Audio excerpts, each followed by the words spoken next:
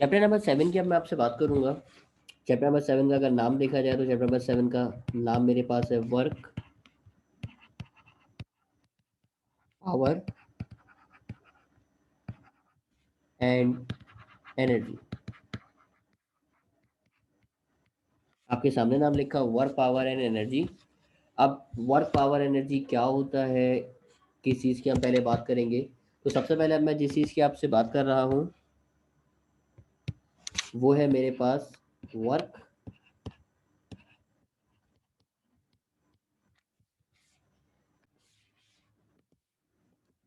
अब वर्क को आप कैसे डिफाइन करेंगे, तो मैं वर्क के बारे में आपसे बात करूँ, वर्क को डिफाइन करता हूँ। मेरे पास अगर एक बॉडी है,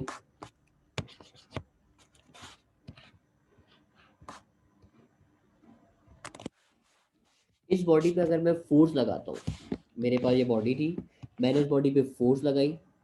फोर्स लगाने की वजह से आपकी बॉडी मूव करके एक पॉइंट से चली गई दूसरे पॉइंट तक। मतलब आपकी बॉडी एक पॉइंट से मूव करके दूसरे पॉइंट तक चली गई। बॉडी को यहाँ पे दोबारा बनाना पड़ेगा। ओके, आपकी बॉडी एक पॉइंट से दूसरे पॉइंट तक गई और आपने अपनी बॉडी पे क्या लगाई, फोर्स लगाई। अब एक पॉइंट से दूसरे पॉइंट तक जाने के लिए इसने कुछ ना कुछ डिस्टेंस कवर किया। वो डिस्टेंस क्या है, वो डिस्टेंस मैं आपको बताऊं। वो जो उसने डिस्टेंस कवर किया वो कहला रहा है मेरे पास डी। मैंने इसको लिख के दिखाया कि ये मेरे पास है डी, यानी सिंपल शेप को वो शो कर रहा है। फिजिक्स की ज़बान में वर्क क्या है, आप किसी भी बॉडी पे फोर्स लगाएं और वो एक जगह से दूसरी जगह चला जाए, यानी पॉइंट ए से पॉइंट बी तक चला जाए, तो इस चीज़ को आप सिंपल ज़बान में बोलते हैं वर्क।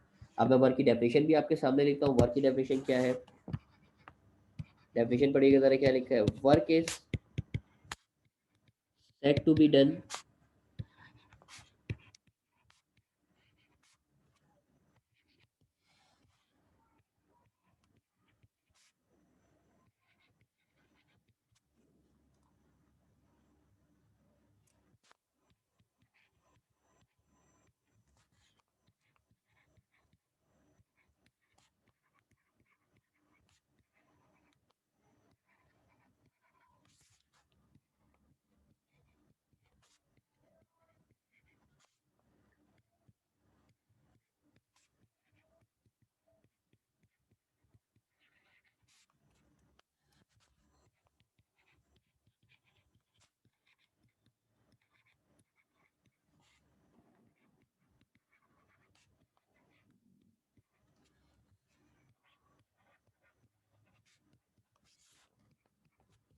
डेफिनेशन ज़रा देखिए, डेफिनेशन में क्या लिखा। डेफिनेशन में आपके सामने लिखा work is said to be done. Work कहलाया जाएगा, कब कहलाया जाएगा, वर्क डन कब होगा, if force acts on a body, अगर किसी बॉडी पे आपके पास क्या लगे, फोर्स लगे, एंड इट डिस्प्लेस, और वो डिस्प्लेस करे, मूव करे एक जगह से दूसरी जगह पे, यानी in the direction of the force. तो ये सिंपल सी डेफिनेशन हो गई वर्क की। अब वर्क की डेफिनेशन देखने के बाद मुझे मजीद इसी कुछ आपसे बात करनी है, वो बात भी मैं आपसे शेयर करूँ। सपोज करो आपकी ये बॉडी, इस बॉडी के ऊपर आपने फोर्स लगाई, ये रही मेरे पास फोर्स।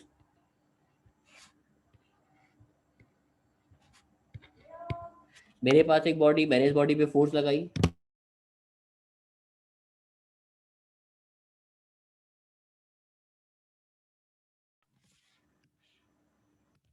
अब मैं आपसे अगर बोलूँ हमारी जो फोर्स एफ है, इस फोर्स ने एंगल बनाया है। आपने पढ़ा है ना, जब भी कोई वेक्टर एंगल बनाता है उसके दो कंपोनेंट करता है। मैंने भी इस फोर्स के दो कंपोनेंट किए, दोनों कंपोनेंट मैं आपको बना के दिखाऊं। ये रहा इसका पहला कंपोनेंट, ये रहा इसका दूसरा कंपोनेंट। ये दो कंपोनेंट हो गए। अब दो कंपोनेंट होते थे, एक याद है, एक कंपोनेंट एंगल के साथ वाला होता था और एंगल के साथ वाले को आप कॉस से लिखते थे, तो ये बन जाएगा एफ कॉस थीटा। और एक कंपोनेंट दूसरा कहलाता था कौन, एफ साइन थीटा। अब आप देखो आपके पास इस फोर्स के दो कंपोनेंट हो गए। एक कहला रहा है मेरे पास एफ कॉस थीटा और एक कहला रहा है मेरे पास कौन, एफ साइन थीटा। अब वो कंपोनेंट जो इसको राइट साइड पे मूव कराएगा वो कौन सा कंपोनेंट है, अगर आप जीनियस है तो मुझे जवाब दीजिए। वो कंपोनेंट जो इसको राइट साइड पे मूव कराएगा वो कौन है, वो एफ कॉस थीटा है या एफ साइन थीटा है। तो आप बोलेंगे सर राइट साइड पे जो इसको मूव कराएगा वो कंपोनेंट है मेरे पास कौन, एफ कॉस थीटा है, यानी वो कंपोनेंट आप जिसको राइट पे मूव कराएगा वो एफ कॉस थीटा। तो मैंने लिखा वर्क के फॉर्मूले में, सर मुझे वर्क का फॉर्मूला चाहिए। वर्क के फॉर्मूले में दो चीज़ें होती है, एक होती है फोर्स और एक होता है डिस्टेंस। अब वो फोर्स जिसको मूव कराएगी वो है एफ कॉस थीटा, और जो डिस्टेंस है वो डिस्टेंस, जो डिस्प्लेसमेंट है उस डिस्प्लेसमेंट को आप किससे लिख रहे हो, डी से लिख रहे हो। तो अब आपको समझ में आया, फोर्स का जो मैंने कंपोनेंट यूज किया है वो कंपोनेंट यूज किया है कॉस वाला, यानी एफ कॉस थीटा, क्योंकि राइट पे इसको कॉस मूव कराएगा, राइट पे इसको साइन मूव नहीं कराएगा, साइन तो इसको अपवर्ड मूव कराएगा, यानी एफ कॉस थीटा। और जो डिस्प्लेसमेंट है उस डिस्प्लेसमेंट को लिखा डी से। अच्छा, इस इन दोनों को मैंने एक साथ करके लिख दिया, एफ डी कॉस थीटा। आपको याद है आप लोगों ने फॉर्मूला पढ़ा था डॉट प्रोडक्ट का, डॉट प्रोडक्ट का फॉर्मूला क्या था, डॉट प्रोडक्ट में फॉर्मूला होता था ए डॉट बी, फॉर्मूला लेके देखा होगा आपको, आप लोगों ने फॉर्मूला पढ़ा था A dot B is equal to, और फॉर्मूला होता था मेरे पास कौन, ए बी कॉस थीटा, ये था मेरे पास फॉर्मूला, ए डॉट बी का formula A B cos theta. ऐसे ही यहाँ पे मुझे नजर आ रहा है एफ डी कॉस थीटा, तो आप बोलेंगे sir F D cos theta बराबर हो जाएगा, एफ डी कॉस थीटा बराबर हो जाएगा किसके, एफ डॉट डी के। तो वर्क का एक और फॉर्मूला मेरे पास आ गया, वर्क का फॉर्मूला क्या आ गया, एफ डॉट डी। इसको देख के आप डेफिनेशन भी बना सकते हो, इसको देख के डेफिनेशन क्या बनाओगे, डेफिनेशन लिखोगे work is the,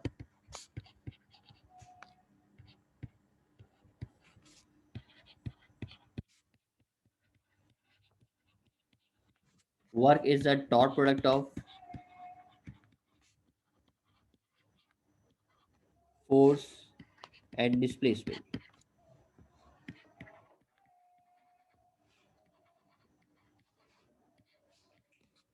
second application बन गई, work is the dot product of force and displacement. तो अब हमने वर्क की बात स्टार्ट करी, वर्क देखा, वर्क का फॉर्मूला बनाया, फॉर्मूला बनाने के बाद इसकी सेकंड एप्लीकेशन आई। अब इसका यूनिट निकालना सीखते हैं, इसका यूनिट क्या होगा। तो मैंने हेडिंग लगाई यूनिट की।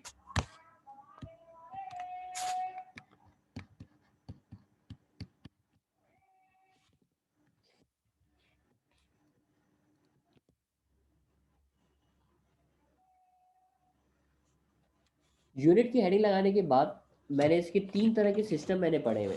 एक सिस्टम मैंने पढ़ा हुआ है एम के एस, एक सिस्टम होता है मेरे पास सी जी एस, और एक सिस्टम होता है मेरे पास एफ पी एस। ये M K S C G S F P S क्या होता है मैं आपको बताऊँ, M K S C G S F P S के बारे में। बेटा पहला सिस्टम जो एम के एस है ना, ये एम यहाँ पे शो कर रहा होता है मीटर को, के यहाँ पे शो कर रहा होता है किलोग्राम को, और एस यहाँ पे शो कर रहा होता है किसको, सेकंड्स को शो कर रहा होता है, मीटर किलोग्राम और सेकंड। जबकि सेकंड आपको नजर आ रहा है, जो सेकंड सिस्टम आपको नजर आ रहा है वो नजर आ रहा है सी जी एस। तो सी जी एस कहलाता है, सी शो कर रहा होता है सेंटीमीटर, जी शो कर रहा होता है ग्राम, और एस शो कर रहा होता है किसको, सेकंड को, यानी सेंटीमीटर ग्राम और सेकंड। और थर्ड नजर आ रहा है एफ पी एस सिस्टम, तो एफ यहाँ पे शो करता है फुट को, पी शो करता है पाउंड को, और एस शो करता है आपके पास किसको, सेकंड को, यानी M K S C G S और एफ पी एस, ये तीन तरह के सिस्टम है। एम के सिस्टम आपके फिजिक्स में यूज होता है, यानी एम के सिस्टम की अगर मैं आपसे बात करूं तो ये एम के सिस्टम आप फिजिक्स में यूज करते हैं, और सी जी एस सिस्टम आप केमिस्ट्री में यूज करते हैं। आपने देखा हो ना केमिस्ट्री में आपको ग्राम में लेते हो मास, मैं आपसे बोलूँ ऑक्सीजन का मॉलिक्यूलर मास कितना है तो आप बोलेंगे सर 16 ग्राम होता है, कार्बन का कितना है तो 12 ग्राम होता है। तो सी जी एस सिस्टम आप केमिस्ट्री में यूज करते हो, जबकि फिजिक्स में आप एम के सिस्टम यूज करते हैं। अच्छा, ये मैंने सिस्टम बता दिए। इन सिस्टम में तीनों में आपको वर्क की यूनिट चाहिए, मैं वर्क की यूनिट आपको बता रहा हूँ, यूनिट जरा देखिएगा तीनों में वर्क की यूनिट क्या होते हैं। एम के एस में वर्क का यूनिट होता है मेरे पास जूल, एम के एस में वर्क का यूनिट है मेरे पास जूल, और जूल को आप लिखते हैं किससे, कैपिटल जे से लिख देते हैं। जबकि सी जी एस में वर्क का यूनिट होता है मेरे पास अर्क, ई आर जी, अर्क।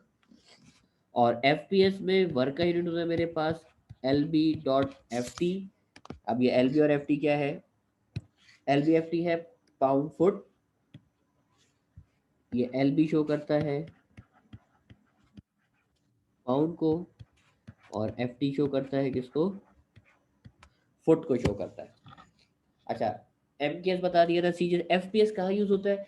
FPS ब्रिटिश सिस्टम है, ये FPS ब्रिटिश सिस्टम, ये फिजिक्स में भी आमतौर पे यूज होता है। FPS सिस्टम आमतौर पे फिजिक्स में भी यूज होता है, लेकिन बहुत कम यूज होता है। ब्रिटिश सिस्टम है। अब दो तरह के सिस्टम होगा ना, एक ब्रिटिश होता है, जैसे इंग्लिश होती है, अमेरिकन इंग्लिश होती है और ब्रिटिश इंग्लिश होती है, वैसे ये ब्रिटिश सिस्टम है जो इंग्लैंड में यूज होता है।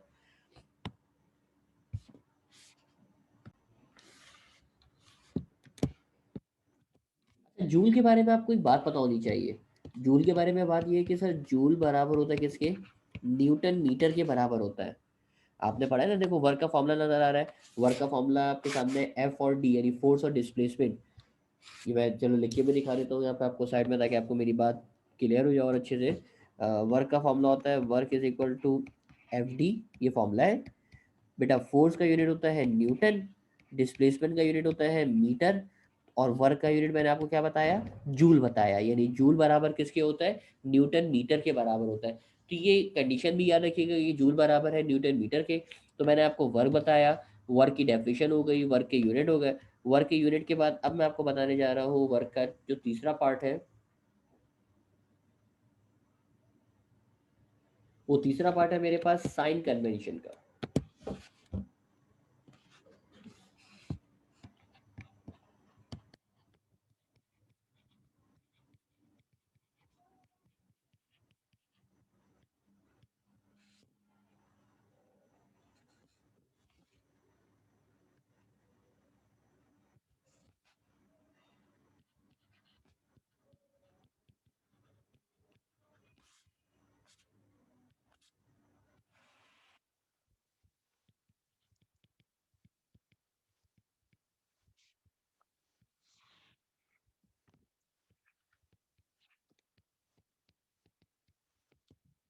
वर्क की तीन तरह की टाइप्स होती है, एक कहलाता है मैक्सिमम वर्क, एक कहलाता है मिनिमम वर्क, और एक कहलाता है नेगेटिव वर्क।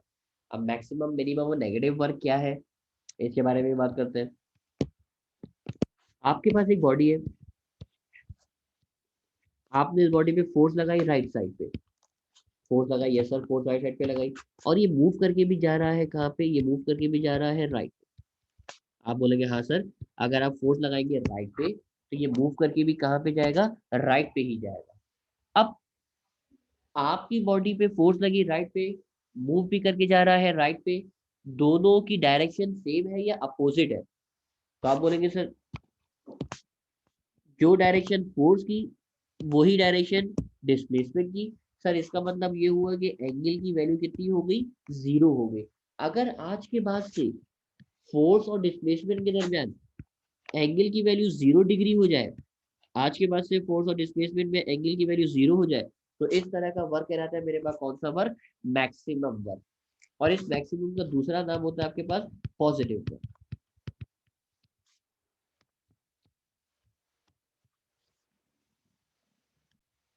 अब आप सोच रहे होंगे सर मैक्सिमम है, पॉजिटिव है, सही है, जीरो ही क्यों, भाई एंगल जो है वो जीरो ही क्यों है? तो मैं आपको इस बात का भी जवाब देता हूँ। ये इस बात का भी जवाब आपको बड़े आराम से मिल जाएगा और आपको समझ में आ जाएगा। आपने वर्क का फॉर्मूला पढ़ा है ना, वर्क का फॉर्मूला होता है W = FD cos थीटा।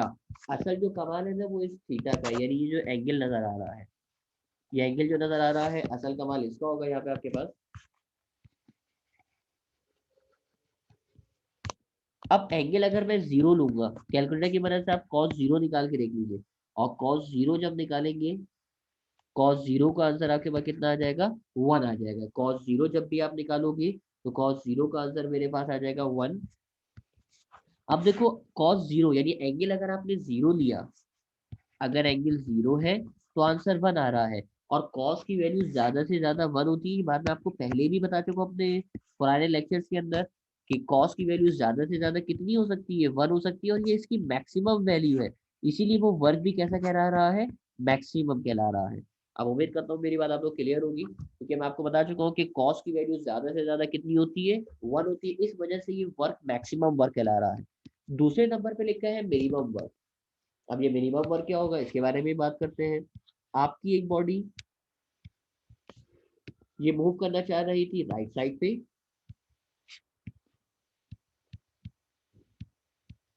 जबकि आप इस पे फोर्स लगा रहे थे अपवर्ड, आप इस पे अपवर्ड फोर्स लगा रहे थे।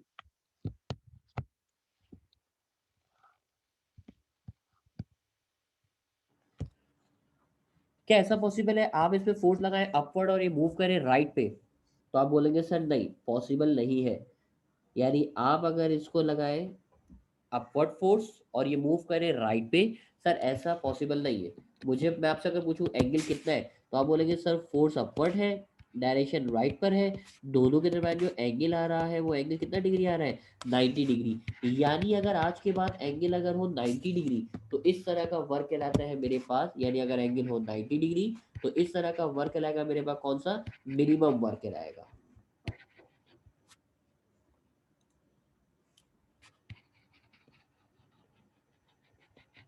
ये जो वर्क है ये वर्क कहलाएगा मिनिमम, और मिनिमम वर्क का दूसरा नाम होता है जीरो वर्क। अब जीरो वर्क क्यों बोल रहे हैं, मैं इस बात का भी चलो आपको जवाब दूंगा। बेटा अभी बताया ना, वर्क का फॉर्मूला होता है मेरे पास F D cos theta. Yes sir यही होता है। असल जो कमाल है वो एंगल का होता है। आप कैलकुलेटर की मदद से कॉस 90 निकाल के चेक कर लो, कॉस 90 का आंसर क्या आ रहा है। तो आप बोलेंगे सर अगर कॉस 90 निकालेंगे तो आंसर जीरो आ रहा है, और जीरो आने का मतलब इसीलिए मैंने इस वर्क को क्या बोल दिया, जीरो वर्क बोल दिया। जबकि थर्ड टाइप आपको नजर आ रही है नेगेटिव वर्क। अब नेगेटिव वर्क क्या है, नेगेटिव वर्क भी मैं आपको बताऊं। मेरे पास एक बॉडी, इस पे मैंने, इसका जो डिस्प्लेसमेंट है वो डिस्प्लेसमेंट हो रहा है राइट साइड पे, और जबकि मैं इस पे फोर्स लगा रहा हूँ, इसको रोकने की कोशिश कर रहा हूँ, ये राइट पे मूव करते हुए जा रही है, मैं इसको रोकने की कोशिश कर रहा हूँ, फोर्स लगा रहा हूँ लेफ्ट साइड पे। मतलब ये खुद ब खुद मूव करते हुए जा रही है राइट पे, और आप इसको रोकने की कोशिश कर रहे हैं और फोर्स लगा रहे हैं लेफ्ट साइड पे।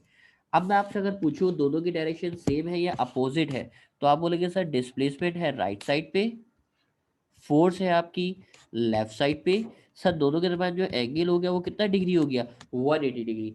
यानी अगर आपका एंगल 180 डिग्री हो, एंगल अगर 180 डिग्री हो, तो उस तरह के वर्क को आप बोलेंगे नेगेटिव वर्क। सर नेगेटिव क्यों बोला, तो बेटा आप चेक कर लो, अगर आप कैलकुलेटर की मदद से cos 180 निकालोगे, तो cos 180 का आंसर आएगा आपके पास क्या, -1 आएगा, और -1 आने का मतलब है कि वो शो कर रहा है कि ये वर्क कौन सा है, नेगेटिव वर्क है। तो वर्क की भी तीन तरह की टाइप्स हो गई आपके पास, पॉजिटिव वर्क यानी मैक्सिमम, जीरो वर्क यानी मिनिमम, और तीसरा हो गया मेरे पास नेगेटिव वर्क। और नेगेटिव को आप अपोजिट वर्क भी बोल सकते हैं, क्योंकि अपोजिट डायरेक्शन होती है ना फोर्स और डिस्प्लेसमेंट की।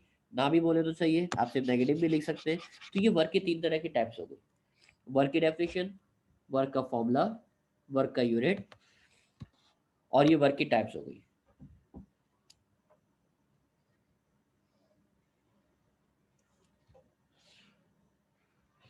उम्मीद करते हैं आपको यहाँ तक की तमाम बातें क्लियर होंगी।